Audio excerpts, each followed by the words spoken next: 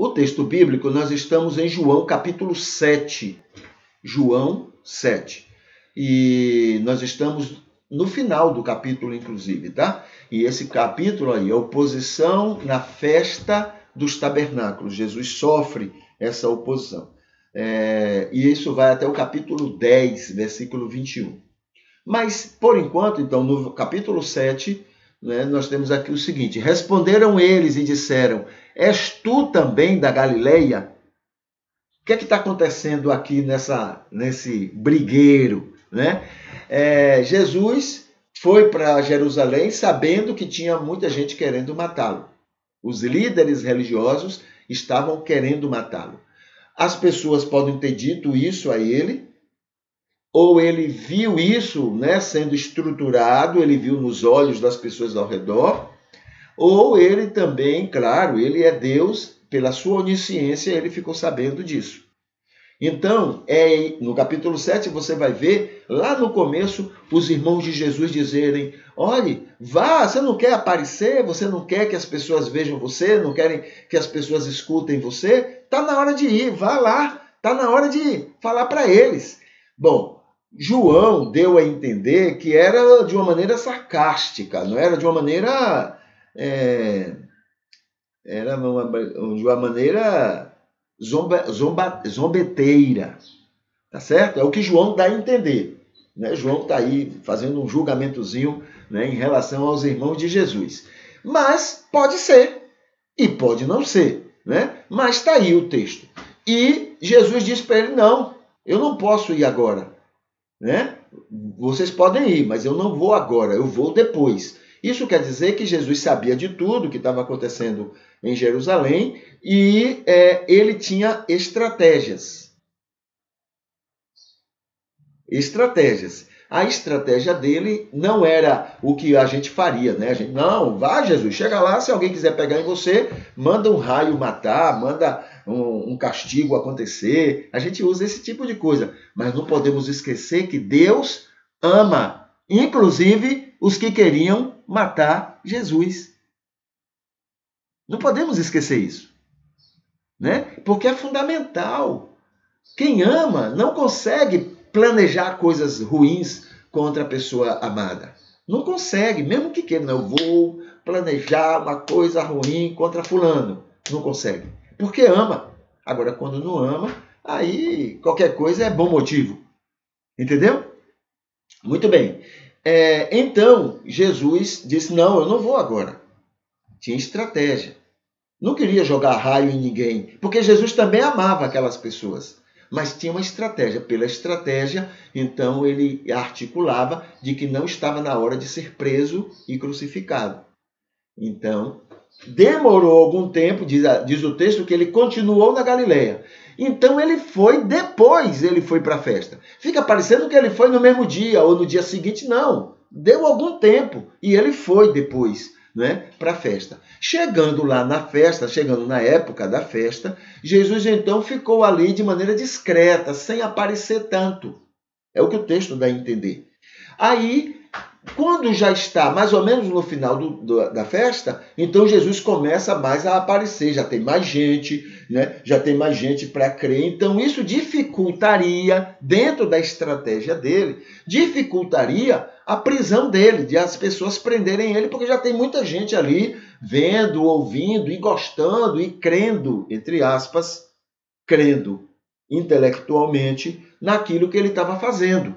Né? Então ficaria difícil de ser preso. E foi o que aconteceu, porque o Sinédrio sabia da presença dele na festa e mandou gente prendê-lo. Mas acontece que as pessoas ficaram com dificuldade. Aí voltaram. Olha, nós não prendemos o homem. Mas como não prenderam? Não mandamos prender? Mas é difícil. O argumento deles foi assim: esse homem fala como ninguém fala. Pelo menos para João Evangelista, essa foi a justificativa. Né? Pode ser também que esse homem fala de um jeito, com uma autoridade que ninguém fala. Né? Eles queriam dizer o seguinte: as pessoas que estavam ouvindo estavam tão crendo nas coisas dele que nós tivemos dificuldade de prender esse homem. Mas os líderes religiosos, né?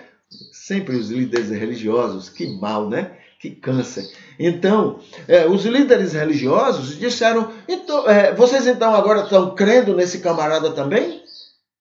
Vocês viram um de nós, líderes religiosos, crendo nele? Então vocês são tolos iguais a essa multidão que não conhecem a lei?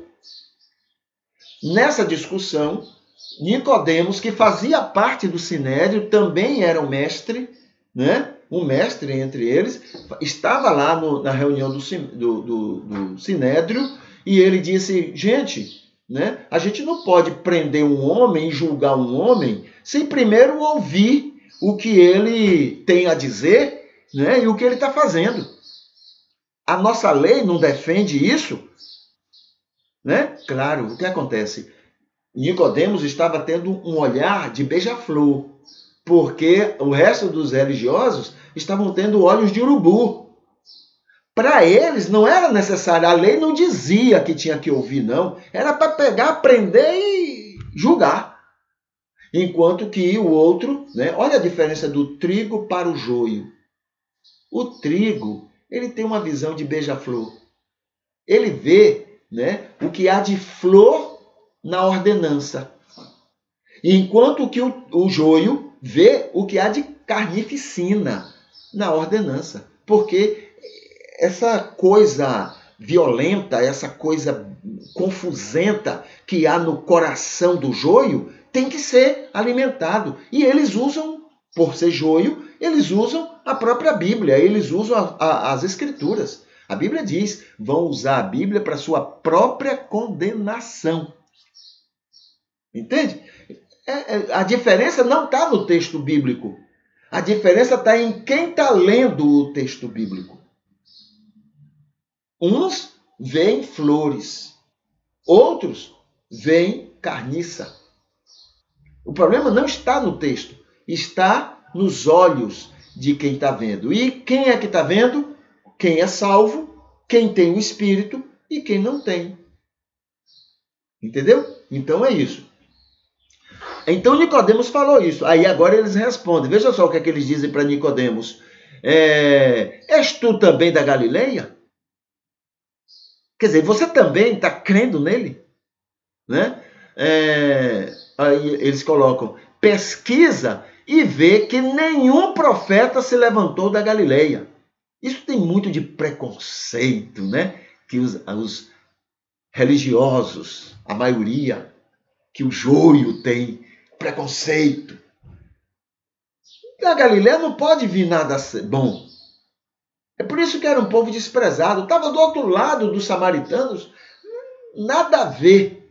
Nós é que somos especiais.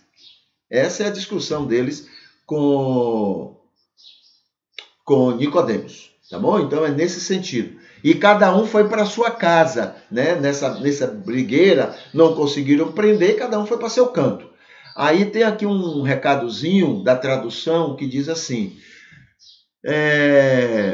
existe alguns